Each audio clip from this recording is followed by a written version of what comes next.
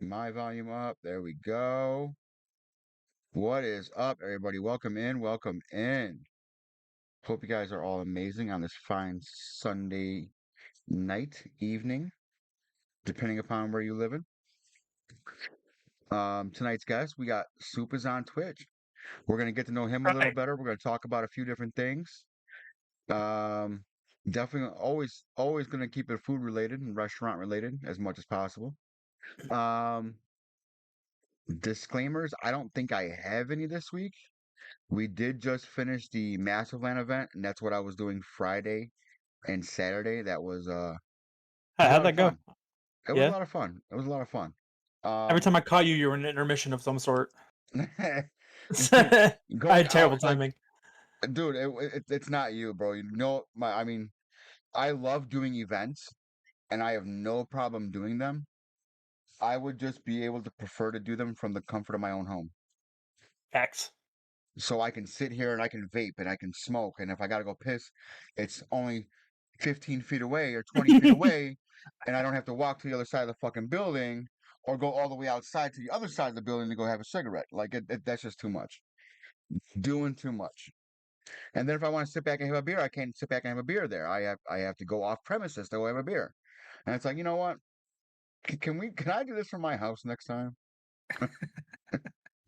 Oh, I told him I didn't really tell him this, but I really wanted to say, I'm like, yo, listen, instead of my little pavilion being inside, can we put my pavilion outside and I'll have my car behind it? And just like if I gotta go somewhere or do something, like I can just like open the curtain, chug my beer in my car, close the curtain, Go now on I'm your back. way.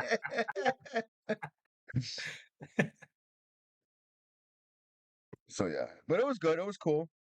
Um, on my end, we raised $100 for the Ronald McDonald Club. So Fuck yeah. thank you That's Nice. guys, Very W. nice. all who donated and helped with that. Very much appreciated. Big fucking love. Aspie, I see you. Aspie, so much love for Aspie. Thank you for being here. I appreciate you. That was kind of huge. That was really kind of huge for me. I think last year we only did like $50, I think. So to hit 100 this year, Hell awesome. yeah. I know. Hell So yeah. to step up. So next year, if I'm invited to go again next year, we'll have to raise that limit, and I'll definitely try and have something more set up to like. If we hit a certain number, I'll take a pie to the face. If we hit another certain number, I'll grow my hair out and shave a mohawk or dye it That or sounds like fun. whatever or something. You know, we'll have more things in place for next time. So definitely glad to see all you guys. So how you been all week, Smoke? Good. I had a busy week. I actually had a really good week at work. I had a new guy that started working at a new dishwasher, and I realized what it was like to have employees that actually do the job that they're supposed to do and get paid to do. So I had a good week actually. I was ahead for the first time. I mean, I've been still dealing with work stuff all the way until we turned our cameras on, but Welcome in, that's the Razin. job. Welcome to the restaurant industry. Right, Aspen facts. Air, thank you for the follow. But it's Sunday, which means we got the next 2 days off, so we get to chill with you guys tonight and get to actually enjoy myself for a couple days. Hell yeah. Good fucking deal. So what's up, Soup? Hi. Hi. I wanted to mute myself a Panda little Bay, bit welcome before in. we got started. But I'm No, go doing ahead, well. I'm man. doing well. I've spent most of today just kind of cleaning and watering my plants and just kind of doing I own a house, so I've been doing like everything a homeowner needs to do in one day, and it's been a hell of a day. But Nice. it's been yeah, it's been good though. Yeah, it's I can't really complain. But yeah, been a long week, but I'm excited for this next week. Gonna see how that goes. Um, So we don't have you for too long. We only got you for like what, another hour and yeah, 10 minutes maybe at max. I mean if we could, I'm free until about 7:15 ish. All right, not 7:15. I can't do time. An hour and 15 minutes from now. Let's just say that Okay. because we're So we're by in 11 o'clock my time, you So need to you're be West Coast, gone. yeah, you're West Coast. So you're West Coast, huh? I'm West Coast. I live in Washington State, and I enjoy it. I enjoy it a lot. Oh my I've almost God, made my way where in out there a couple Washington? times. I've almost made my way out there a couple times. I'm still You thinking should. about it. You should. I'm still So- thinking about it. I live in the third biggest city in Washington State, and that's Spokane. It's a Oh, really yeah. big. Okay, So like I've been greater to Spokane. Oh, awesome, awesome! It's I was love it here. stationed at Fort Lewis. Oh really? Yeah, when I was in the Interesting. army, I was stationed at Fort Lewis. Oh nice. I'm not too far away from the other Air Force base. I'm not going to say it because if I did, you'd probably know about it. But it's a little bit close to where I live, and they actually have quite a few good food, restaurants there. Nice. So what's great about the Pacific Northwest is there is a really big food scene here, but it's not as big as Portland. Portland has like the biggest like the food truck scene that is they're the staple of Portland. It's the staple of the Pacific Northwest is Well, the tell me if you feel the same way. I'm very curious now because when I was out there, the people of Washington State considered Portland and most of Oregon just an extension of Washington. I mean, yeah, I mean, you take a look at Oregon, you take a look at like Western Washington, and you won't see too much of a difference. And when you go to Spokane, you'll see a difference. There's more of an eclectic mix, and um, there's a lot of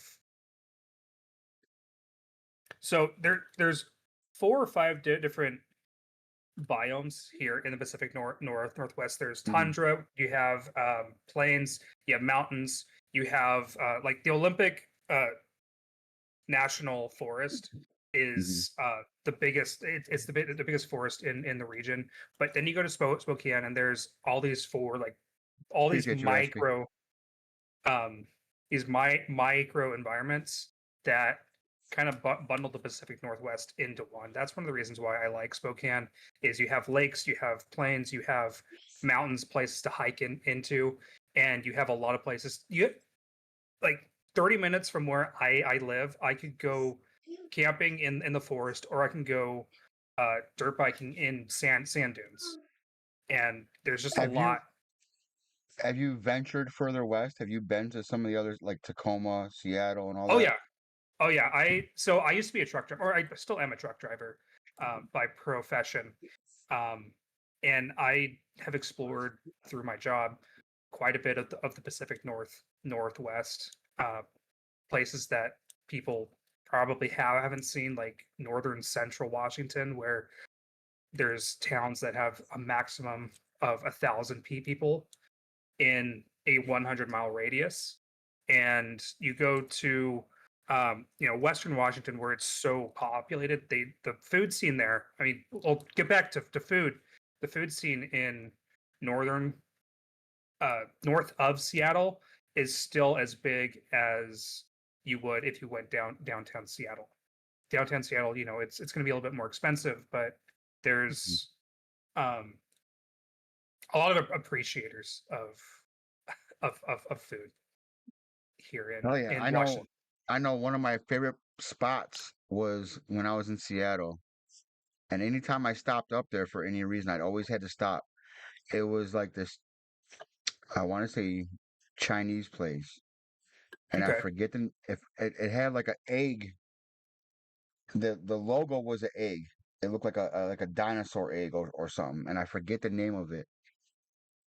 But I used to always have to stop there in like the little Chinatown area and always get their wings because Oh, interesting. those were the closest wings that reminded me of home here in Buffalo that I had when I was on the West Coast. Interesting. He said it tastes like home. It did. It really did. And I have to ask you. they were garlic parm wings, Oh, delish. and they were fucking banging every single time I had them. That's awesome. I do want to ask you because buffalo wings, they come from Buffalo. I want to know is there like is there a sort of community, or is there a scene that caters specifically to like chicken and wings in Buffalo, or is it just Just something that about kind of literally everywhere has wings. The place that claims the fame of starting it all, Mhm. which actually I found out is not true, Uh-oh. is what the fuck is the name of it? I can't even think of it off the top of my head right now. Here, because I'm already fucking up and I don't want to fuck it up. Where the fuck did my phone go? Uh-oh. So somebody who's not like from Buffalo, New York, I really If know nothing except for the fact I'm that telling you Buffalo now, wings. if you come to Buffalo and someone sends you to the place I'm about to tell you about, they don't like you. Oh shit. They don't like you. Damn. No, I like because it's Damn. terrible. It's just okay. Anchor Bar. Anchor Bar. Anchor Okay. Bar takes the claim of fame that they started Buffalo Wings, right? Real Ninja, Real And Ninja, how you doing? the falsehood of it is that a few years, by at least 5 to 10 years prior to this, they were already serving wings on the far east side of the city, Okay. which is like right on the water. Because on the waterfront, it was very dominant. It still kind of is with like bars and restaurants. And one of the Okay. bar restaurants there, they started doing wings. And like, but the difference is, and this is where a lot of people will splint hairs, if you will. Like the original place, they didn't cut the wings from the drum and the other part. They were actual So wings. It's not This is just actual wing, they were like it was yeah, the whole slats yeah. and it was the whole Yeah. actual wing, not Yeah. split. So okay. so Because Anchor there's a Bar difference. was the ones that started the split wings, if you will. I like So the whole wings, honestly. hmm I've I always mean, liked the whole wings. I could really go either way. And then you got people like, oh, there's the what is it, the drum and The the flats. flats, yeah. And people go back and I forth like on drum and both. flats all the time That's too. why I like the whole wing. Give me the Yeah. whole thing. We'll solve this whole issue right now. Give me a side of blue cheese and call it a day. Jesus Christ. Oh man, I See, love dipping wings in blue cheese. Same here. Better than and ranch. that's So much better Totally. than ranch. and that is a whole thing here. Like like you will, if someone were to come here to any bar, any restaurant, any place that even has wings, and Mhm. you say I want ranch with my wings, they're gonna look at you and laugh at you. I They're love gonna be that. like, I love that very or very much actually. or they're gonna say you must not be from around here. Yeah. You have a tell is what you're telling me.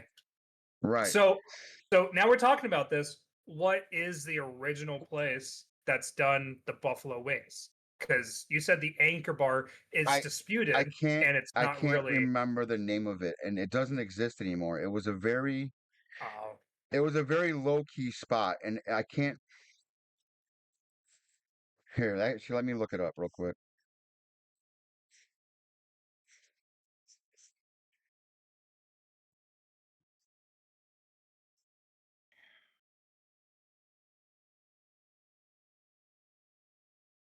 Nah, blue cheese is the way to go, bro. blue cheese is fantastic. I'll choose blue cheese over ranch anytime.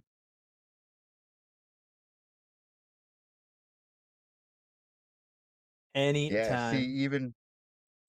even if I were to but AI will tell you the Anchor Bar too, and that's fucking bullshit.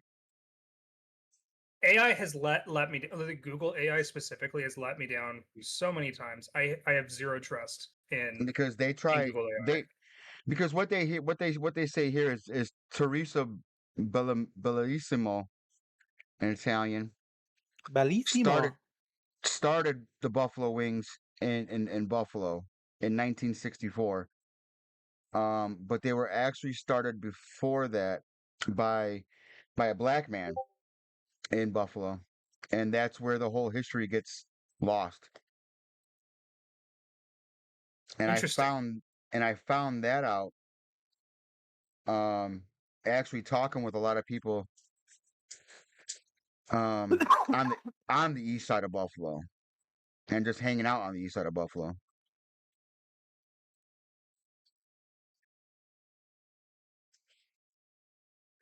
God, I want buffalo wings right now. You have me really hungry for wings right now.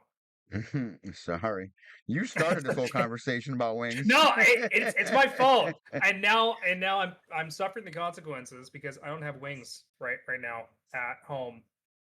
Um,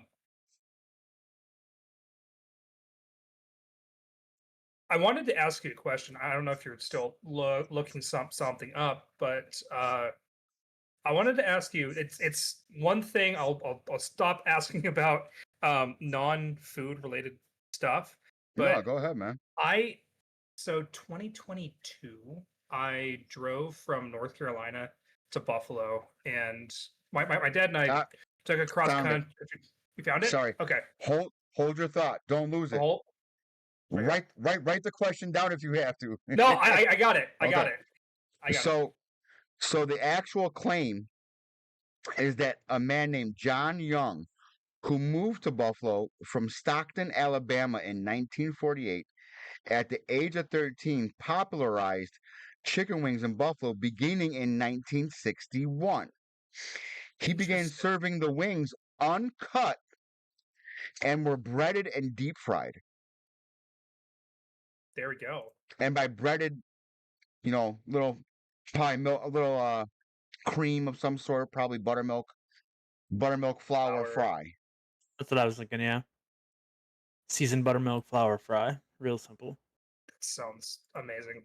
So yeah.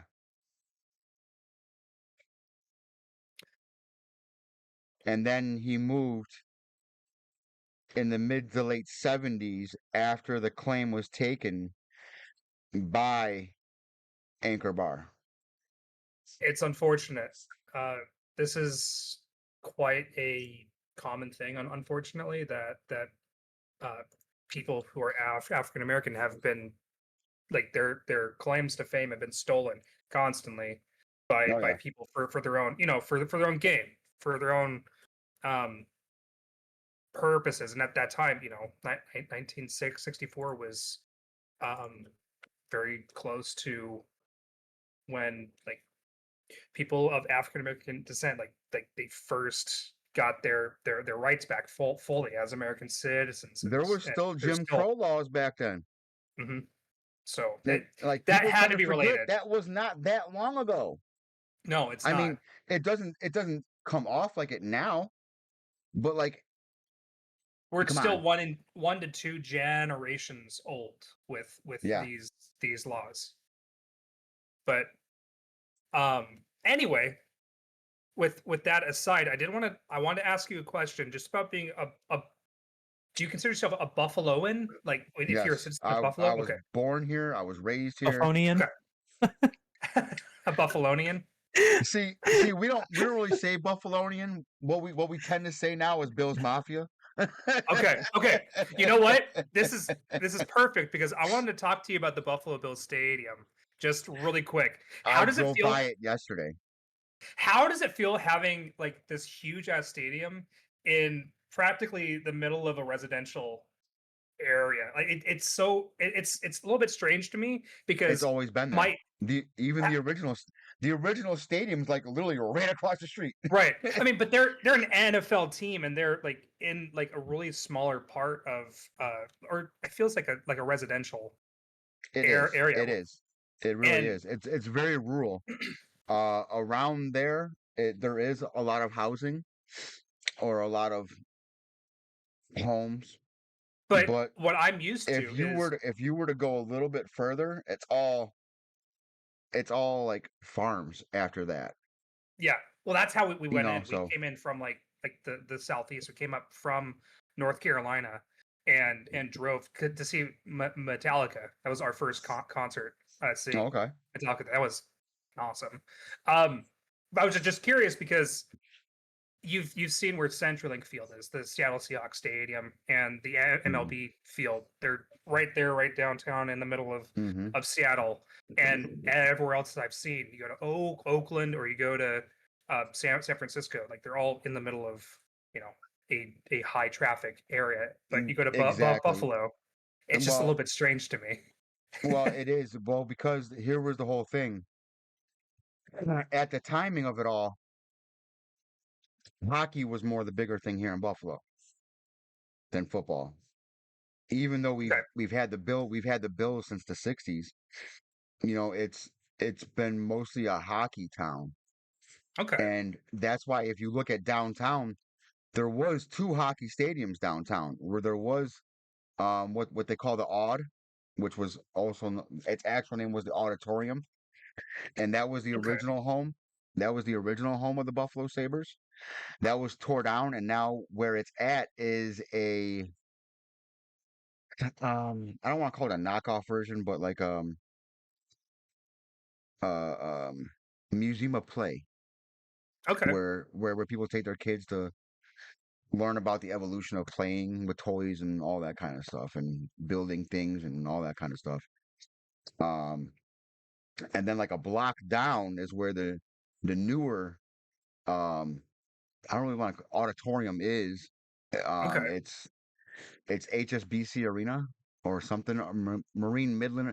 It changes name every couple of years, just like the Bills Stadium has changed name every couple of years, which is Sure. to us if you were to ask anyone in the area about um the Bills Stadium, it's not the Bills Stadium, it's the Ralph. It's Ralph I Wilson gotcha. Stadium. He was the original owner before he died, and then it was up for sale for like the longest time. Okay. Um a lot of people still hate who was it, Bono or John Bon Jovi, one of those two guys, like because they were trying to buy the Bills and move them somewhere else. Oh, really? Oh shit! I So didn't even know that. yeah, there was a big to do about it. Like they were like, no, fuck you. And then some millionaire, I didn't know who he even existed until he ended up buying the Buffalo Bills and the Buffalo Sabres to keep them in Buffalo. Interesting. So yeah, Well, cool. Sorry to no, derail the conversation from food. No. I just, no, as somebody who hey, lives in Buffalo, I have to ask because it's a really cool thing to see. I can't imagine like a residential part of Spokane having an NFL or not, yeah, an NFL stadium mhm. just right there, and Well, it's really cool. like a lot of here's the other thing too though that I've noticed. I noticed a lot of teams claim to have a great fan base and they have the most amazing fans. Like Sure, I go beg to Hawks. differ. Come to Buffalo. No, Like I even when believe we it. see even when we see other people wearing different jerseys that aren't Buffalo Bills jerseys, we'll be tailgating and be like, "Hey, come check this shit out, man." Come check Have out this chicken right here. Come check out have this you barbecue.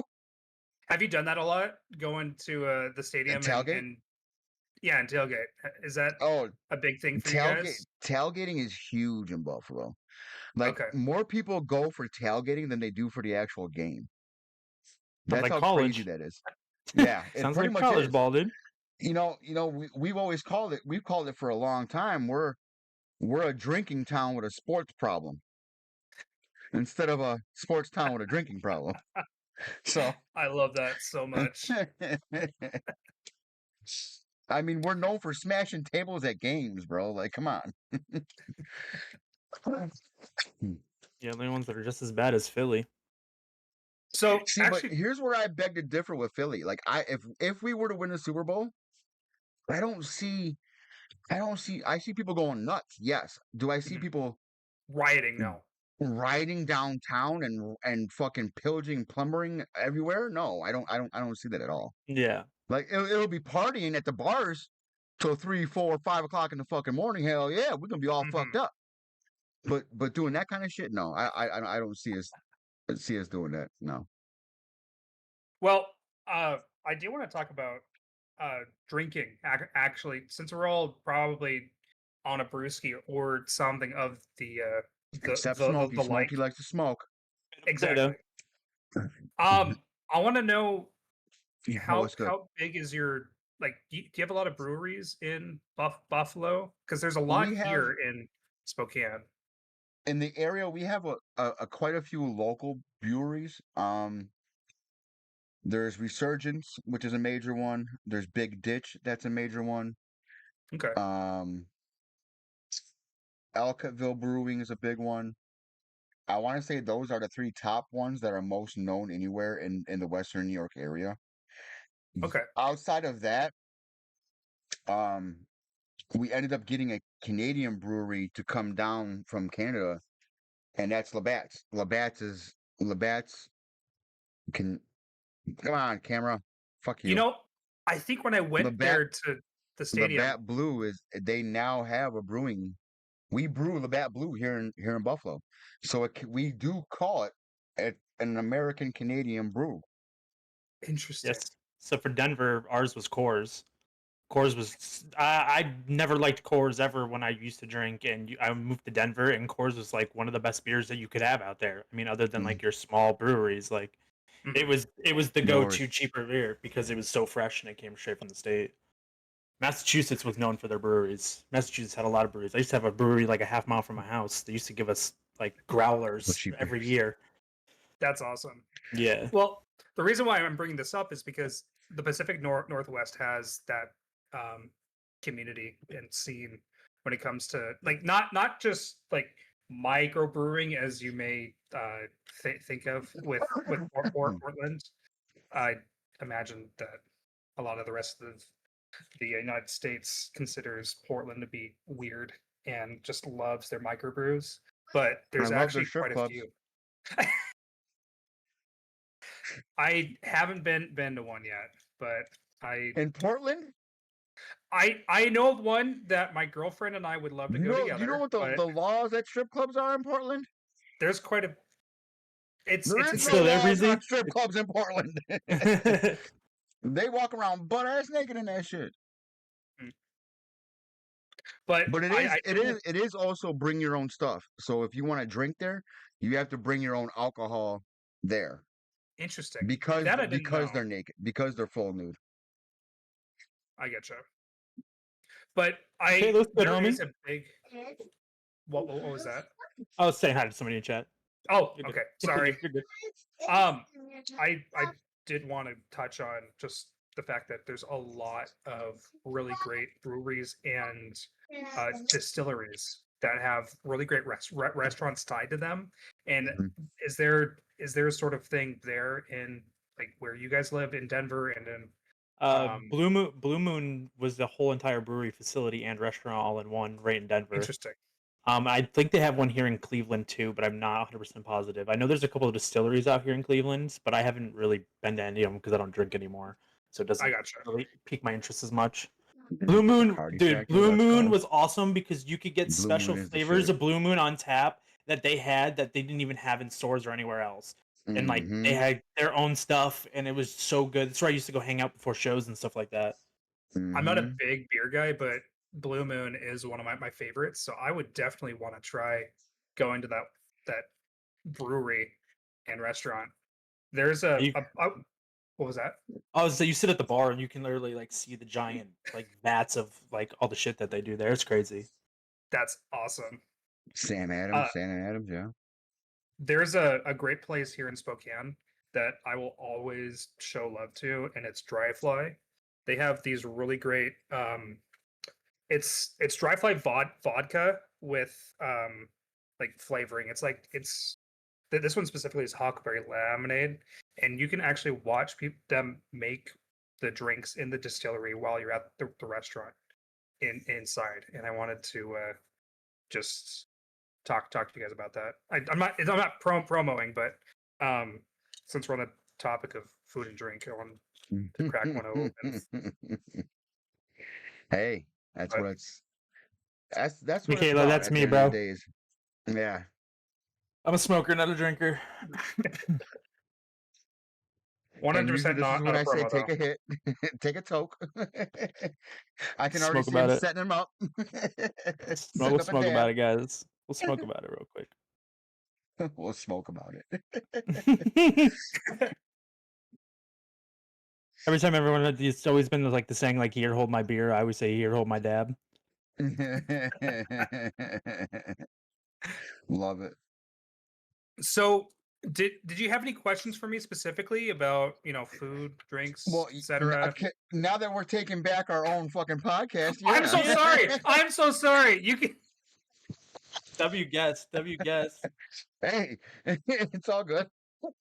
I love it, dude. I actually love it. I'm like, oh, I get a break and I get asked questions. Let's go. All Yeah, right, cool. I like knowing about people's their background and their culture and what like their Hell yeah. day to day is totally different from mine, and I see my my town differently than yours, and it's cool to see it from your eyes, your perspective.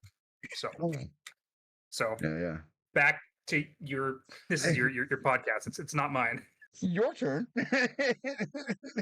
So what has gotten you on what got you into Twitch? What are you do you have a stream schedule? Because haven't caught you live. So I do kind of have a loose stream schedule. I just got a new shift. I work the day shift now, and I've been working the night shift for let's say about a year. And I just this month got back onto day shift, and that might change again soon. So during the week, it's been I've been trying to do once or twice Monday, Wednesday, Friday during the week, and then Sunday around this time is when I stream actually. So that's about my schedule, Gotcha. and I am trying. So I've set a goal for myself though, because we met each other through the Food and Drink Club, the Twitch Creator Club, which has been so fun to Yes. interact with these people and Yes. start to get a sense of community with people who really have a love and passion for. I've been food. trying to hold back on a whole lot of the food and drink community. Sure. Not to not put them up there where they belong. But it's like I've been waiting. I've been holding back because Kanara is going to be on the books after she gets done handling what she's handling. Sure. Dana's And she's Kitchen, great. as you know. Oh, Dana's going to be on it at the end of the month. So Okay. it's like That's trying exciting. to have. I really want the heads in here and to pick their brains about everything with the food and drink community, with the Food and Drink Creators Club, and like really get into what's been going on within the community of food and drink. Right. And it's been just fun. I haven't been in a community like this because you get into I don't know how many discords you're in personally. Too many. But I'm in a lot too, and like I'm in like 2 or 3. I'm in 2 or 3 specifically that I like force myself to get into and talk to and like be a community member with.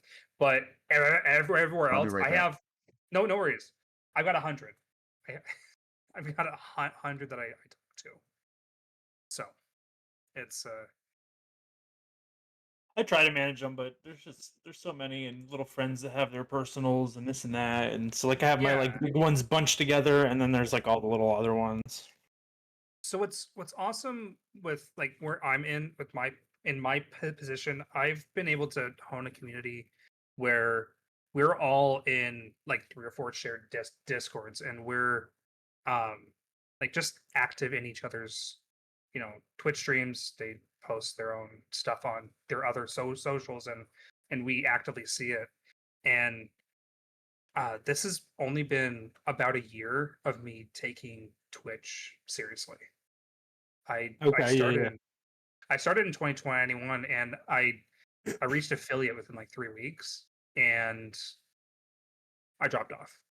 No, you get past 50 followers, and you're either gonna continue growing or you're gonna plateau for the longest time, which really sucks about Twitch. Sometimes it's like 90% luck and 10% like you have to figure out what the You hell have to, your you just have niche to, you is. just have to grind and push yourself. I mean, I started Yeah. in 2019 as a semi-professional Call of Duty player, and I Oh, used to damn. stream tournaments and play for money online. And then Mhm. it migrated into becoming a casual player, and then I started playing Rocket League. Like I wasn't Sure. even really into the food and drink scene. Like sometimes I'd pop in there and look, but Mega found me through me gaming, and I just so happened to be a chef, you know, and like and end up working out. So I've like kind of getting into this scene of people, but it's like, you know, I was a gaming streamer through and through, and like now I'm about to hit 5 years affiliate myself, but it was me pushing Well, myself congrats. and pushing your socials, like, you know, actually having to work for it, putting clips out depending on what Yes. you're doing. Like you said, finding your niche, like it Right. definitely That is it's the not easy. luck is going viral and getting famous and getting that part, but you still have to like I know people that are getting partner, you know, in the past 2 months that they're grinding their asses off and they have a consistent schedule, they don't break it. And like you said, like I've fallen off 3 times. I've gone from I've gone from averaging 50 viewers back down to 1 viewer, back up to 45 viewers. I've had as little as 1 sub all the way up to 350 subs before. Like Right. it depends on how you grind and how consistent you are and how you let your viewers and audience see you. And like just now I've been inconsistent. I'm back to right now, like when I stream, I'm only having, you know, 5, 6 people. I'll have people come in and out, but having those consistent people don't stay because I haven't been consistent.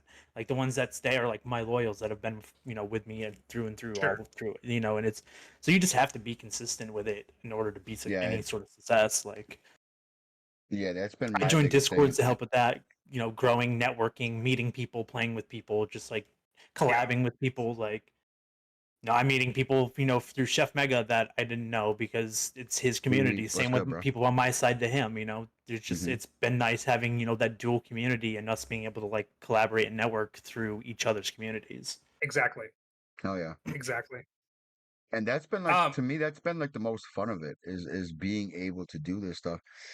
At first, for a while, like I didn't, I did a lot of things on my own, and then I met Grim, and me and Grim had our own podcast for 3 years, and like I literally could have had, if I would have kept my consistency, I could have been Mhm. partner a while ago. You know, and it's like I got inconsistent. I dropped off. I came back. I changed my name 3, 4 times now. So it's Sure. like That too, I've done that all twice. all of that has played a factor as well. But where I'm at now, I'm very happy with. Like I don't care if I got big numbers like I used to. Like I care more about having the right people with me on this journey is what I care No, about now. I I agree with you completely about that. It's all about the community that you make, and it that's everything. If you're doing it, you know, right, if you're being consistent, everything else will fall into place.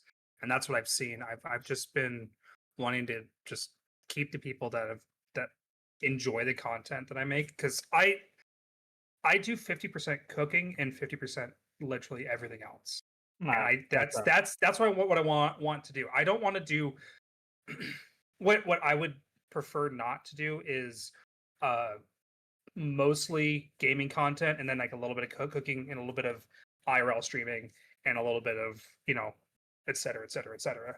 What I want to do is I want to be a 50%, you know, in the kitchen right there, making food for people, because I really enjoy that.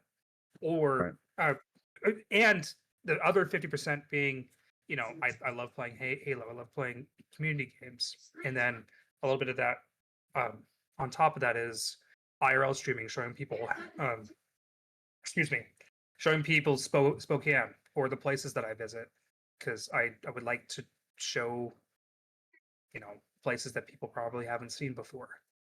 But I've noticed it's that people are very niche oriented. Like they know when you're not in your element. Like when since I've been back in the kitchen, I people come by just to see me in my kitchen doing my thing. And it's like I don't see that same type of love from when I'm in the kitchen to when I'm gaming. Because if I'm gaming, they're like, eh, I can go watch somebody else that games. yeah, There's a million people on Twitch that fucking game. Why should I be here for you? But right. there's not a million people on here that cook professionally from their kitchen. And There's I like that's saw a I want thing. to really cool. I there's saw a thing. It not was a either lot like of you have to people that have a do that. great personality. You have to either have the great personality or you got to be ungodly good at the game. That's I the think only way I you can get away with gaming streams nowadays. Everything else is IRL, cooking, doing your profession, whatever it is you're doing.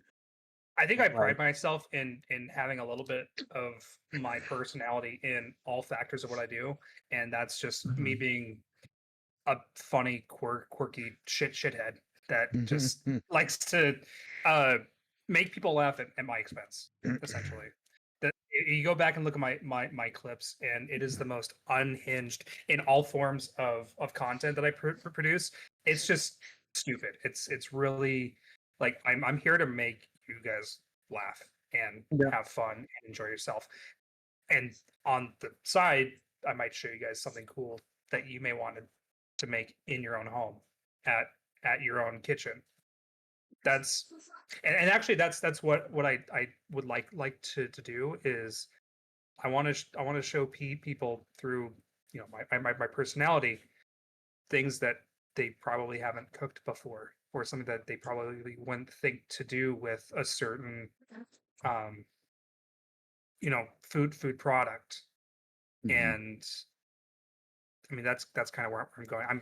I'm still new at the food and drink genre as a whole, but that's where I No, so am I. want So am to. I. I like because even though I had done cooking in streams when I started, I Mhm. got away from it because of people I had in my kitchen that were kind of toxic at the time. And it's like I didn't want that to spew onto streaming, and then next thing I know I have a toxic ass community and I'm being known for toxic shit instead of what I'm actually there doing. Right. So I had And to that squash that before I even let that get going.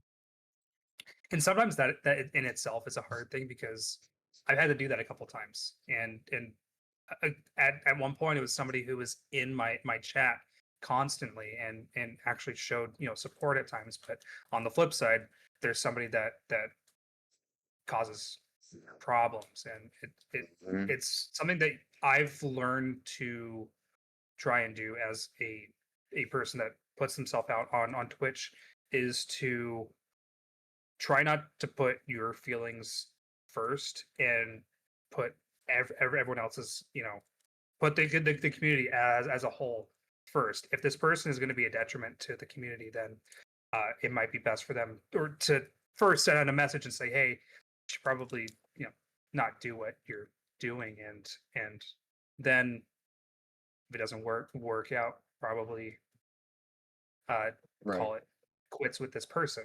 Yeah, I've That way I've you're slipped a few messages to a few people on a few occasions, especially like when I'm doing a collab. I'm like, hey, I'll shoot somebody a message real quick, like, hey, your boy that's in here is kind of acting the fuck up. I don't know if you see that or not, because he's always doing it in your streams. It may be okay in your stream, but it's not okay here. and What's that's up, hard for Grim? me. It's hard for me because I love having that connection, talking to people, but they're if they are creating a toxic environment, then that has to be curbed. I don't know what that has to Yeah. do with food, but No, no, that's that's good. Hey, no, it's streaming food. I mean, it's kind of with us here, it's a double-edged sword. So, um, ooh, mama's house. That's a big thing. I've been so blessed with my moderators that I've had in my channel for Discord and Twitch. Is somebody I have two vets that have done moderating for partner streamers, and getting advice from them, telling me what inappropriate responses or what to say has been fantastic. That's all I'm going to say, because that's we're going to get further away from food if I keep talking about that. so But anyway, so how did you get into the food aspect of things and streaming? Was it just something you always wanted to do, or? so I grew up in a very food oriented family. We there were occasions where we went out to eat, but I always had a home cooked meal at least twice a day. We never went out, and all the food I had my and I also had a big family. They I grew up like figuring out my own recipes for food that has been passed on from my family, and making food for myself. I've been very comfortable in the kitchen, and one of my things that I love to do for my friends, my roommates that I've had in the past, and now my girlfriend is making food for them, and I always want to find out like what they like and to see if I can make something for them that they would enjoy having. I not every day, but making something for them that they would enjoy throughout the time that we'd spend together.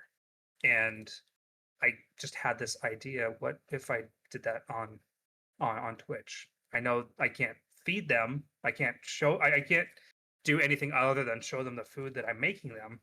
But I tried it out once, and it was one of the most successful streams that I've had. I was in the kitchen. We were making um ratatouille from the movie Mhm. Ratatouille. That specific the confit bialdi that they used in the movie. I think it's a less traditional version. It's a more regional version of that food, and it it was one that I had like zero anxiety. I had zero like, oh no, I'm worried about what people are going to see when I'm doing the stream, because every once in a while when I'm gaming, I'll have a lull and there's not very many people talking, and with the stream that I had everybody asking questions. What kind of ingredients was I preparing? What's going to be the next course of the meal? Because it was a 3-course meal, and um, we ended up skipping to dessert because we took too long spending time with the community that was there. And well, to make a long story short, that's kind of the reason why I've brought my camera into the kitchen and have wanted to show my community just what my kitchen is like when I cook. And I'm not a professional. I'm an amateur when it comes to cooking, but I really enjoy making food for people, and I think that's one of the reasons why I'm in this food and drink club. Why I'm in this space and why I enjoy being in this space is, I mean, just that love for making food for people, and it's always been a pleasant time. I've never had any worries, which I probably shouldn't, because that's not really what Twitch is about. It's just about showing yourself and having fun, but just that lack of anxiety, that lack of needing to do something specific. It's just I'm making food for somebody, and there's a camera there. Yeah. I really don't know how else to explain it than that. It's just having a love for making food for people, and that's why I'm here. What what has been your most difficult trial or tribulation or issue that you've had with food that you didn't know how to use it or you didn't know how to prepare it Mm. or something like that? You know, you're I'm immediately brought back to the first time I made chicken parm, which on screen it looked really good, but in reality it was a very bland like flavor, and I had never made chicken parm before. I wanted to make like a really nice chicken parm sandwich afterwards, and I it was a really fun stream, and everyone was having fun. It was a very enjoyable time, but something that I missed was the amount of like flavoring, the flavor that you would put inside the chicken parmesan, and that kind of made it just bland. And It's one the thing I breading, man. You gotta pack that seasoning in there, bro. Mhm. Shit ton of Yep. garlic.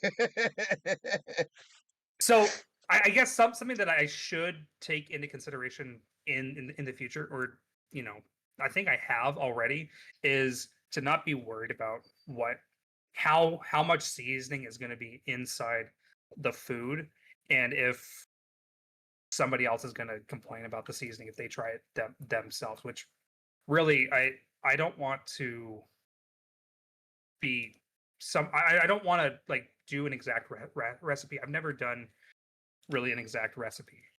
I've always like stuck to the bones, but I feel like I have an eye for something, and I actually think when I did make the chicken parm, I was really intent on following the exact recipe, and I may have just been a little bit too careful.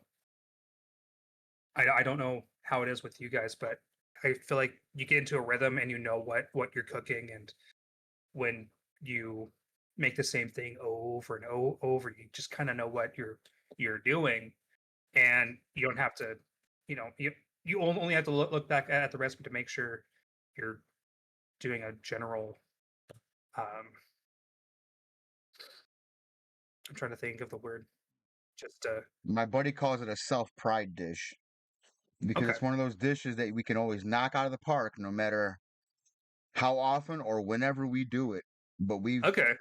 we've done it and we'll do it the exact same way with the recipe in our head that we've done millions of times before. The moment that I start thinking, I lose it. Like I feel like there's like a big rhythm and motion thing for me with a lot of what I cook, and it's not crazy, stuff, but I can feel comfortable making 7 days worth of 3 different meals, and just like you said, knock it out of the park. Feel confident in making food for myself, 2, my girlfriend, 3, a group of people, and possibly 4, like if I had like a big party here in my house, 7 days worth, I could be confident in making sure that they're gonna have a good time and enjoy the food that I make. Breezy, your question too in chat based off what he just said. That's but kind of what he said is I don't really like some things I have recipes for, but I go off flavor and building flavors off of my stuff. I don't like I write recipes for the restaurant, but even then, like there are certain items that I won't give the restaurant because they're mine and I won't give them up. Or I'll give you 90% of the Mhm. recipe and you have to figure out the rest because it's my recipe for a reason. And while I'm not trying to be a stingy chef and I still want to share my knowledge, the things that are mine that have my signature on them are my signature for a reason. And I don't Right. want people to take them. Like, I still have a recipe from the first place I ever was a head chef at. You actually know the place, Packard's. They have a wing sauce recipe. It's called Nico's Sweet Fire Sauce, and it's still on the menu to this day. Hmm. And he pays me every 5 years for a contract for it, and he just gives me money every 5 years. And I've never had an issue. It's his recipe. I went back and visited Massachusetts a few years ago, and I went there to go visit, and they were actually in the middle of making my sauce. And I went there and I played around with the recipe, remade it, and like just went back there and bullshitted and then gave him an updated recipe. And I said, "There you go, guys," because I didn't touch the recipe in 10 years. So it was cool to be That's able to like pretty go back, cool. yeah, and like so there's certain things that are just they're mine and they'll always be mine. Well, nice. So, what do you focus on? Like, what are you mainly like a like a wing chef, or No, what do no, you? I'm a head chef. I do everything. I mean, we do everything from tuna tartars. We do sell wings. We have burgers. We have pork chops. We have risotto. We have gnocchi in house made. I mean, we do everything. The place when I officially first took over the restaurant was like a Mediterranean restaurant. It wasn't very Mediterranean based to begin with. So I redid the menu pretty recently back in May and I turned it in kind of like American fusion. So it's kind of like Mhm. got some Southwestern vibes to it, some Asian vibes to it. It's got your normal American, your American bar vibes to it. We got pizzas, stuff like that. So, Comfort food. um, yeah, comfort food. Yeah. Something I want to know is how Greek food and Italian food became so different. I feel like they're pretty close, like in geography, hmm but they're totally separate. Like Yeah. Culturally, they just went totally different ways. yeah, Yeah, just especially funny. when they came to America. Yeah. Exactly. Because you can definitely tell a huge difference. Like if you go to like Greek restaurants here in Buffalo, especially during the 80s and 90s, like those were the monster powerhouses of Western New York. Like every 10 blocks in every direction was a fucking Greek restaurant. And they're That's all awesome. related. And they're all like cousins and aunts and uncles, and they're all related. but they were all kind of the same at the same time. Okay. What changed it from Italian, in my perspective, is that the Italians didn't mind going heavy and getting fat, where the Greeks tried going more lean and cutting down to like salads more and more like chicken oriented and beef oriented things. Um, Less carb, yeah, protein. That I can see that. right. That makes a lot of sense. You take a look at a pasta versus a gyro or a some sort of other product that makes a ton of sense. I mean, you see more like if you go to an Italian place versus a Greek place, the Italian place you're gonna have at least one whole page of all different kinds of pastas. Mhm. Yeah, You Michaela, go to you go to appreciate you, homie. you go to your Greek place, they're gonna have a whole page dedicated to salads and different kinds of salads and different kinds of proteins with the salads. Yeah. At least that's how it is here. In other cities and other towns, I can't speak for it, but I know for here, for example, that's how it is. No, I can see that. That makes sense. But I don't know how we got there, but fun to talk about. No, I'm a huge Greek food fan. I love Oh, Greek food. but because I said my restaurant souvlaki, was Oh, a that's right. Yeah. Mediterranean Yeah. restaurant. good old souvlaki. We called themselves Souvlaki a is what Mediterranean made restaurant. Didn't even have a Souvlaki. Greek salad on the menu. That's They do actually really now. wild. We do that's now, fucked up. but we do now. But That is we did so not. fucked up. Isn't that so fucked? How do you call yourself a Mediterranean restaurant and not even have a Greek Like, salad on the menu? how Fucking the crazy. fuck do you not have a Greek salad on the I don't fucking know.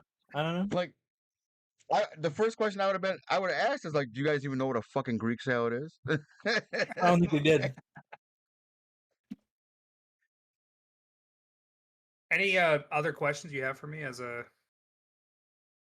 we're here? What what is your end game? What is your long term goal? My long-term goal, one thing that I've really like had at the forefront of my mind is updating my kitchen to make it like a really fun, very inviting stream setup. And I've done a couple things to like make my kitchen look nicer. It's a 70s style just a ranch style house kitchen with I'll actually do this. It's got uh, a little countertop here in front, which is nice for prepping food. Is it like an But island or a wraparound? yeah, it's an island. That's my pantry is over there. Okay. Yeah, If you yeah. can see. Um, but like it's not big, so I need to maximize my space.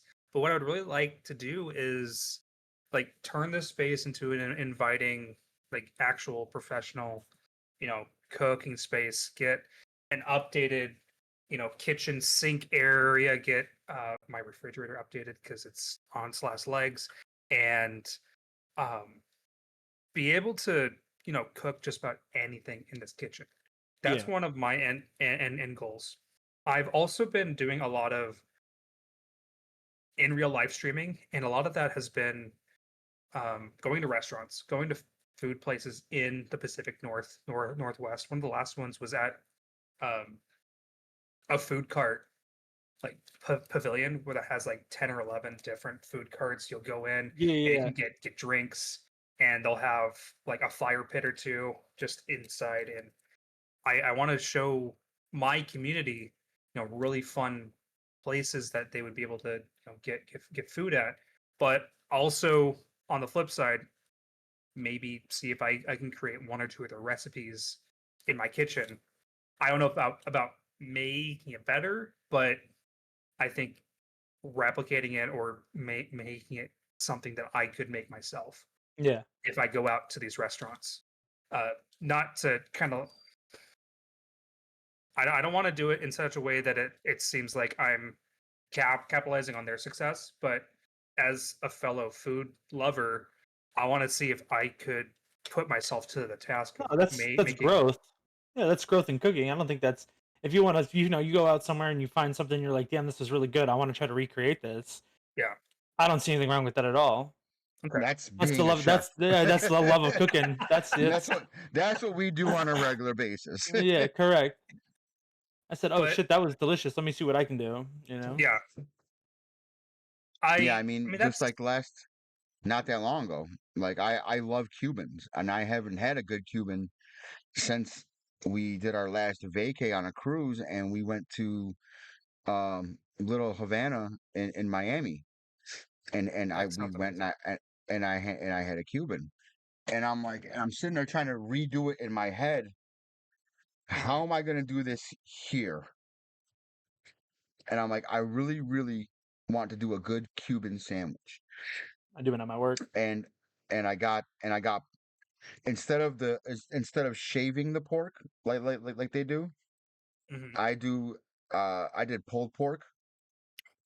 I do pork belly. Pulled pork. I marinated it with lemon juice, lime juice, and orange juice, Okay. and cilantro. Basically, the elements that you would do to make the shaved pork as they would in Cuba, but But I waited until pulled after pork. I smoked it. Okay, I did a smoked pulled pork, and then I marinated it with the juices, and then I did um Swiss American instead of straight Swiss, and then I Okay. did carved ham off the bone. Yo, Puff, let's go. Thank you for that tab, bro. I did carved ham off the bone instead of the shaved ham once again. And it just in my opinion, the mustard sauce that I made is what really made it Okay. come together. And I combined three different mustards together. I combined honey mustard, brown mustard, and Dijon mustard together. Okay. That sounds really good. It With came out fucking amazing, and it sold like fucking none other. Like I couldn't believe it took off like the way it took off. And I'm like, okay, well I have to run this again as a special someday. that sounds great. Absolutely. I should try making Cuban at some point. Sage, It- welcome in. Thank you for being here. I'm a huge fan of smoking. I love smoking so. That's where I so started. much. Oh really? I won my first rib competition when I was 19 because I Shit. used to be obsessed with smoking stuff, and then it kind of fizzled a little bit, but I still have like a very big love for it. I want to build another smoker eventually. I would love to. I have a Traeger. I would maybe want to get my own, smoker just because it's because it has pellets, and I would Yeah. rather be more well off just grabbing some. I mean, even a lot of wood starter stove. people use the green egg. That's like their go-to to start. I started with an electrical indoor one with a hood vent that I could put wood chips in and let it go overnight, and you could like control the temperature and like you could do it on your phone, and so it was really cool. That's It was like cool. it was like one of the first new hip smokers because the restaurant that I was at was super into smokers, and it was like he had like a thing that you could control it all with straight from your, and then you walk in the morning at 7:30, pull all the meat, let it cool, and it's good to go. That's Came up perfect. awesome. Yeah. No. Um, I how remember you talking about that before, and how I'm like, dude, I want one. Yeah, dude. It was so sick. what is the best piece of meat in your guys' opinion to smoke on a smoker? Because I feel like there is a lot, but do you have a favorite one that you at the top of your mind, like last meal, if it had to be a smoked meat, what would it be? It's got to be pork, probably. Honestly, I love pulled pork. If I had to go, because Okay. pulled pork, I mean, it honestly just smoked pork. Can I just say smoked pork in general? Because that also means bacon. That's yeah, I guess I can. Because I But- cure and smoke my own bacon. Because I mean, just smoked pork in general. Give me a smoked pork feast, and I'll be happy. I love back ribs. Anything smoked is amazing, but I'm gonna have to agree with Mama's house. I love me a really good smoked brisket. I almost said brisket. I like pork more than beef nowadays. But I I've grown really away love from a beef. good smoked brisket. I really do. Yeah, smoked pork is like my shit. do you feel like it's a little bit difficult to perfect brisket like people talk about. I feel like I've done a couple of good briskets, but I don't feel like I've done like a really great when you go into brisket. like barbecuing enthusiasts and people that are like really into the craft, it's all about the smoke ring and how low and how nice you can get that smoke on the brisket. So like to do a good brisket, especially depends on the size of the Lovies, what's brisket. good, bro? Because some of those briskets, you can get some monster briskets and you Yeah. can just mess up in little Yes. bits and aspects. But I've definitely had failed briskets and I've had some really good successful briskets. Yes, I Mama think House, that's we were just talking about this the other day at the event, because at the event I No fucked well up. done. No. I made I made the mistake of going up to the counter at one of the concession stands there and ordering food. Literally right after I ordered the food and my food was being cooked, right? The guy that hosts the streamers there at the event, he's like, "Hey man, I've been looking for you." I'm like, "What's up?" He's like, "Dude, we got food over here for you guys." I'm like, "I just dropped $15 for fucking chicken fingers and fries. What the fuck, bro?" He's like, oh "Oh." no. He's like, you gotta come over here, dude. We got smoked tenderloin, we got brisket, we got mac and cheese, we got baked beans, all we got the works. I'm like, well, I guess I'm eating 2 plates of food today. Let's go. You're Fuck it. eating good tonight. I was eating good that day. I did. It was yesterday, as a matter of fact. I Right. ate really good. That is so funny. Yeah, I mean, I was pissed. I didn't want to. I didn't know. I like. Well, the other part that got me was I thought there was more of a payout for being there than I originally thought. But I mean, it is what it is. Just to be asked to come there and hang out and stream, mhm. fucking amazing. So I got misunderstood about a couple of things, and I'm like, man, I'm fucking buying this bullshit ass food out of my fucking pocket. I'm like, what the fuck? Like, this is some bullshit. And I'm like, okay, whatever. It is what it is. But yeah, after he came up and he said that they had food for us, I'm like, oh man, you couldn't have told me like 5 minutes ago before I ordered this shit? so so to answer my own question, I am a huge fan of back rib, not back ribs, spare ribs, the St. Louis style spare ribs. I am a huge fan of smoking that meat. I think that's the one thing that I've been able to perfect on my, like, in my own opinion.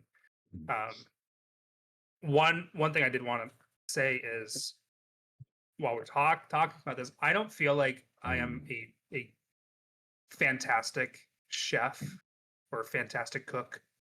I feel like I would be good at making most things, but I feel like I'm a jack of all trades, a master of none. But if there was one thing that I would put in the running for my own, like, perfect thing that I made, it has to be spare ribs, or the St. Louis style spare ribs. Okay, okay. Green Just tea. putting that out there. And so, okay, so here's another one. Since you were just saying that, were you listening to the last podcast? I didn't You get were a here? chance to. Were you here? That was so fun. I know. I thought the same thing, Becca. I thought the same thing. I didn't get a chance to. Why? What's up? The same thought crossed through my brain. Because you kind of said something that we were hitting on a little bit last stream, and it was kind of a rant more than anything on my end. Okay. And Okay. the the rant was about um some streamers and some people call themselves chefs that are Oh, I'm not a simply chef. home cooks. I No, am not a chef. but I you You can't tell corrected me. you. You auto corrected yourself. You like. I You did. might not even realize it, but yeah, you like auto corrected. Yeah, No, I'm not a chef. I am not qualified to call myself a chef. I have zero outside of my home culinary experience, besides this. And I do I respect the people that have that actual culinary experience, and I would not want to put myself in any what's the word? I don't want to put myself in that category. I'm somebody that has a similar passion but doesn't have the accreditation, and I am totally okay with that. I would love to go to culinary school, and that was never in the cards for me. Uh, the way that I grew up, I didn't really have a chance to uh, work in the culinary field. It was a choice. It was three different choices, and I had to choose one. Just the way that I was raised, I had to go with one of these paths, and I did it. And now I'm trying to, after 10 years of figuring out what I want to do, because I'm turning 28 in August. I'm only 27. I've got 10 years figuring out. Young buck. I'm a little bit young. I am, and to reiterate, I don't call myself a chef. Okay, so how old do you think I am? Do you really want me to answer that? Go ahead, be honest. I We're not women think here.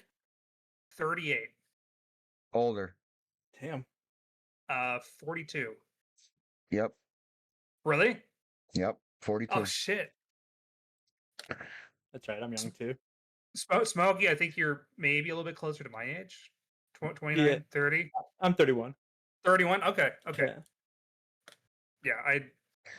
But the whole reasoning for that came up was because previously that day that we had the podcast, I came across a couple different streams, and these people are chefs, but Okay. have or call themselves chefs, and it's I like, haven't worked inside a kitchen other than the one that they have in their house.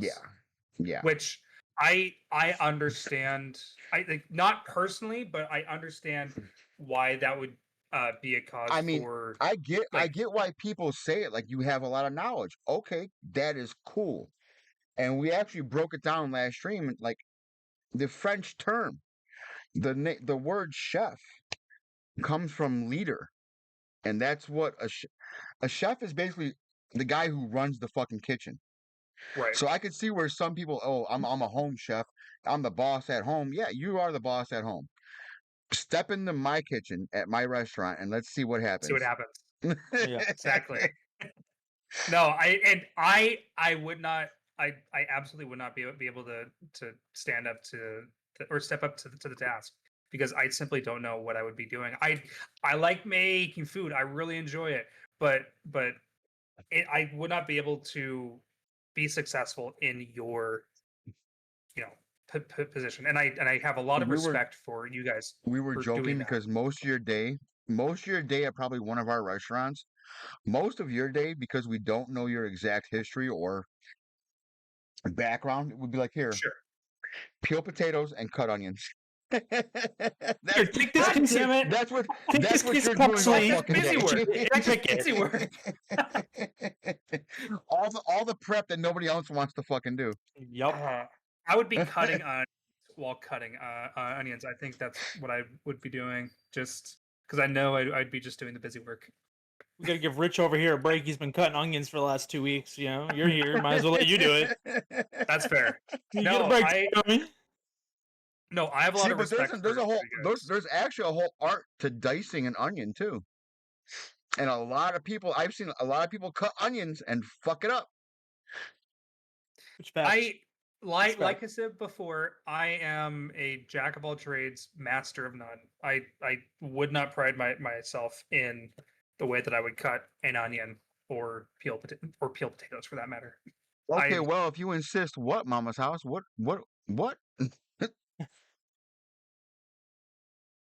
She's mad at me now, probably. Uh-oh. I might have hurt somebody's feelings. I wasn't talking about you, Mama's house. I love you. No, but I have a lot of love and respect for people who have dedicated their life. You've dedicated your life to making food for people, and that is a big feat. And I imagine that you enjoy not just making food for people, but being the guy that makes the rules inside the kitchen, and Yeah. and I'm trying to find the right word. Unfortunately though, even like for my instance, one of the big things that I struggle with currently at my job right now is, although yes, I am the head chef, and while I make the rules inside of the kitchen, I still don't make the rules overall. So even though like I'm making decisions, there's still somebody that I have to go to it and Answer to. make sure answer to exactly. Like I still have a boss. So like, and then that's when it comes to like, all of us well, not all of us, but I know like myself and I know Mega, like we want something that we can own ourselves so we can work for ourselves, and we Right. have that ultimate, yes, we are the chef, we are the leader, we are the top. Like, because being below somebody, it always causes problems. I mean, I deal with stress all day every day up until we were live, even up until like an hour ago. I was still talking about work stuff with my boss. Like, it doesn't end. Yeah. Well, I think the American dream for about 90% of the people here that live in the United States is not having somebody uh to answer to, but be able to Yeah. make your own money. But essentially being your own boss. I don't know. I wouldn't put my um whole Some games answer matter. on 90%, but just a majority of people probably would feel a lot better, feel better off being their own boss. Yeah, And exactly. I love cooking. but I love what I do, but you got to balance the stress and the love for what you do as well at the same time. so you being your own boss, what would that be? What kind of food would you want to Oh do? Or man. I mean, it would be. I mean, in reality, like my ultimate objective goal would be have something that I'm self-sustainable, like a farm to table, like where I'm growing my own stuff, have my own livestock. Like I know how to do all of that stuff. It's having the funds, the space, the property, yeah. all the things that come with that. But God if I damn were it, to, it means money. yeah, It yeah, means money. exactly, yeah. But if it were to like be like a space that I bought or something, it still would probably be like I still would probably go under the American fusion, kind of almost like that Southern style. I really love Southern food, but I would probably put a lot of like flair and fusion because I do everything. The only thing that I've been short of doing is sushi, which I know I could do. I just haven't worked with it. I would But I love like to but do I like all sushi. cultures. Like I'm not like I don't know. I'm not a culture hater. I want to do a little bit of everything. Like I want a Greek dish. I want a Puerto Rican dish. I want an Italian dish. I want a French dish. I want one of everything. Like I want a Brazilian dish. I want something from everywhere, and because you never know who's gonna come in. You never know Right. what they're gonna want. You have your staples, your signatures, but then you like have flair always, and you always want to be changing stuff. And I know like people, especially in restaurants, are like, that's what specials are for. But like, why can't you just do that with your menu? Why can't you just do like 2-3 months of a menu, switch it up, and just do what you want to do? Like that's the That'd be joy of fun. being. Yeah, it'd be fucking awesome. As a local, if I lived next to a restaurant that did that, I would be there, you know, every day, at Yeah. least every day, maybe Because you could twice try a day. you could try stuff, find the stuff you like, go back and repeat, and then next thing you know, by the time you're done with the menu, they got a whole new menu. You're like, oh my Yeah, god, it's all new food. right. So That way they don't get sick of the same stuff. correct. The But restaurant that I was just at when I got hired there, they had the same they had the same menu for almost 2.5 years. They said 3 years. So it's like you've had the same menu for that long. You haven't been changing for the seasons, haven't been doing anything. You've just been selling the same stuff. And so finally I changed the menu, and we've had good feedback, nothing but good feedback because people are refreshed. They're like, oh my god, this place has new food, this place has new stuff, and it's people want to actually come in again. yeah, So it's been really nice. well, cool. I Have you ever like done restaurant work? Like I haven't no, done a no. single bit. I would love Okay. to. Yeah, yeah. If I don't I know if you was got your hands dirty in dish or something, or just no no, fast so food or I have helped a friend of mine like help smoke meats, and okay. like they would sell it off the side of the road. They'd have like a rack or two of ribs off the side of the road. That was fun. That was really fun to do with him. And other than that, nothing really. I I like going to places that you probably wouldn't find uh, a license at, Okay, yeah, or yeah. like a So I've food traveled a service lot. license. I've traveled a lot in terms of like driving. Like I've driven across the country. I've never made it all the way like far, far west coast, like Washington or Cali. Colorado is like been my You cutoff. should. But like I know I want to, but I used to stop in places in Nebraska and Kansas or wherever I was in the Midwest, and I would stop at those places on the side of the road, just dudes in their truck with smokers built into the back of their truck. Yeah, It's some of that's the where the best best food food ever. is, man. Best food I've ever eaten in my life. Yeah. Like I get goosebumps just talking about it. Like the brisket sandwich that I got from this one guy at a random rest stop in Nebraska was one of the best brisket sandwiches that to this day I've ever eaten in my life. Like my mouth is watering talking about it. So you talk about that, and that reminds me of. So I grew up Mormon, and I was one of the Mormon missionaries that would like go out for 2 years and like just like serve the area. And Okay. I don't do that Yeah. anymore. I'm on my third drink Yeah. right now. So, but there was one place I served in Tampa, Florida, and we served like a not so great neighborhood, but there were always these guys on the corner that would either have um like fresh fruit, and like inside the residential communities there was always somebody at a block with a huge ass smoker, and they would have ribs or chicken on the smoker with collard greens and biscuits, or And you like even said it. cornbread. You Just even said it. Just the lower neighborhood, like kind of like the right. ghetto, is some of the best. I mean, you're gonna find people barbecuing all the time. Those are the It really residentials. is. Those are the people that are like tight knit communities. There's a lot of locals like that in Colorado too. When I was out there, that like the people that were from there, they were locals and they were tight knit, and they would always have barbecues going and smokers going and doing all sorts of stuff. And that's some of the best food you'll find because of the people that have been living there for 30, 40 years, and their family's family before that lived there, and Yeah. they got history just based on that grill alone and those Yeah. recipes. So I bet you Tampa probably had some good food too. Oh, they had so Yeah. the food there was so great. I want to go back again and just experience it as myself, not as somebody who was a Mormon and had to be there for Yeah. the Mormon purposes, Yes. which that's a thing in and of itself. One of my best friends used to be a Jehovah's Witness, and I met him just as he had gotten out of it, and so Oh, it's interesting to hear those kind of like you got him. You got him with the fresh trauma, is what you're telling me. I did. Yeah, I did. It was nice and ripe and fresh trauma straight out of the Jehovah's Still one of my best friends to Witnesses. this day. You live in Colorado. Is there a lot? I live in that Cleveland you now. see? Oh, shoot. I live, Well, but I'm from that's like where I spent like 10 years almost there in Colorado. I moved to Cleveland like 2 years ago, almost 3 now actually. We're coming up on 3. I know quite a few Mormons from Denver, Fort Collins. Like, Fort Collins area. That's like northern. There wasn't too many. I've driven through all All of three. it, yeah. Yeah, from beautiful, Fort man. Collins to Colorado Springs, like just down 15. I will But, say though, moving from Denver to Cleveland, the Cleveland scene, the food is definitely different, but it's a little bit more lively. Like Denver was kind of like in a stuck rut. I felt like there was really good restaurants, and there was a couple that were opening, and now apparently, I guess just recently they finally got a Michelin star restaurant out there, which is like really really new. They didn't have any out there. Interesting. Yeah, so they have one out there now, but the food was kind of like stagnant. Whereas out here, there's a lot of like stuff. There's a lot of history out here. Some of the like celebrity chefs even have restaurants out here. Yo, Cal, coming in with a raid too. Raiders, man, welcome in. How the fuck are you, homie?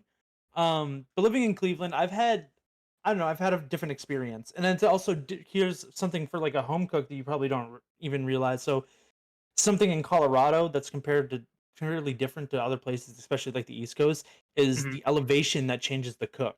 So the way that water boils is different, the way that bread bakes is different, the way that things cook is different because of the elevation difference than it is in. So I had like, even when I made a switch moving states, like things cook at a different rate, and it's just you have to readjust. Yeah.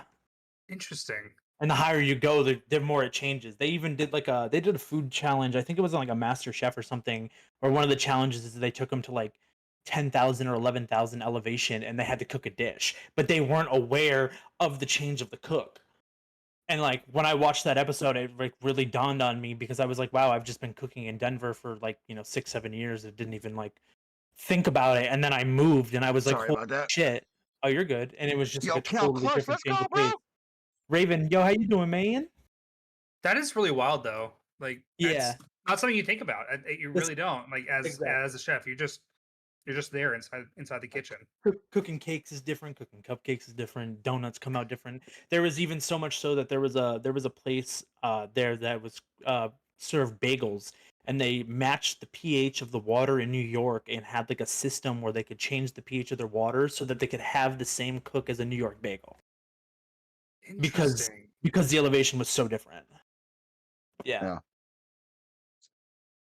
Just I like do it with Guinness. pizza too. You can tell the difference between a Guinness draft that is drafted here in America than drafted over in Ireland because of their I'll have to water try that. source. The Oh water yeah, source is different, so it tastes different. it tastes different. Yeah, that makes sense. Like a lot of people don't think about those little things when they have stuff, No, but not at all. it all makes a fucking difference. It really does. Yeah, Just like dude, doing great. prime example, you can, but they're extremely fucking expensive. You cannot get actual truffles here in America. You can get truffle oil, you can get truffle powder. Getting actual Interesting. truffles, you can get them. I'm not saying it's impossible because you You can. have to harvest them. Do you know how much it costs? Because it's to create truffles. It comes from the soil in what is it? France and somewhere else. France and Spain? Yeah, I believe so. Yeah. Is that it? French I know France I know for Yeah. sure. But I want to say Spain as well.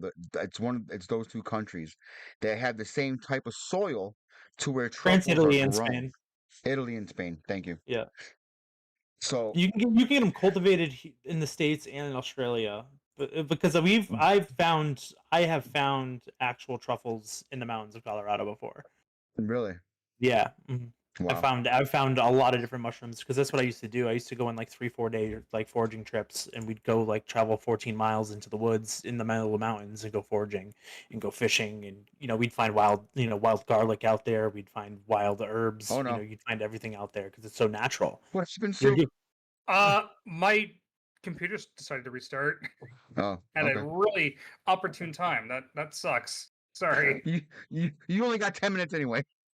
It's all good. I'm teasing you. I think it is time for me to finish up though. Unfortunately, here, let me go back to my camera. There you go. But this is a lot of fun, and I hope I touched on you know What did you just?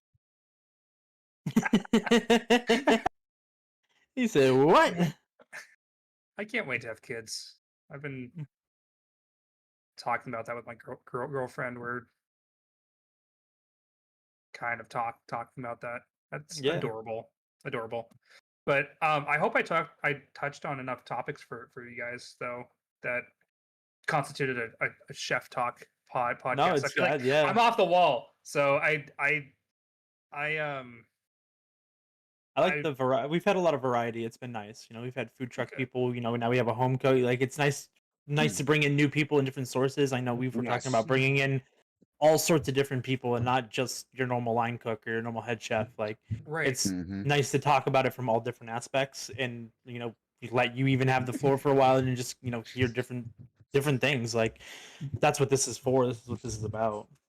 Well, something I also would like to Absolutely. do is actually go and do culinary classes, and then bring that to my own kitchen.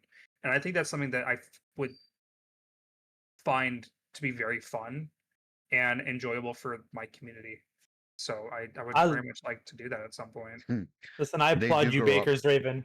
I applaud you, bakers, because Bakers are baking amazing because baking is it's a my science. weakest part of cooking, and Same. I try to get Same. better at it all the time, and I just applaud people that are amazing at what they do because I can't do Mhm. it nor have the patience or the tediousness of it. Interesting. It's Oh, just yeah. dude, yes. I mean, like I can make your basics. Like I know how to make ice cream. I know how to make cheesecake. I know how to make I can make almond cakes and cupcakes. I know the bases of everything. I know my ratios. Like if if I was in a cooking competition, I could make a dessert. I know I can make a dessert, but on Yeah. basis of like comfortability and like creativeness, like flavor profiles, I'm great at. But then when it comes down to the nitty gritty of like amounts of things, that's where I fuck shit up. Things will be too loose and soupy, or not set right, or it becomes a disaster. Yo, I welcome get to that. Cracker Jack.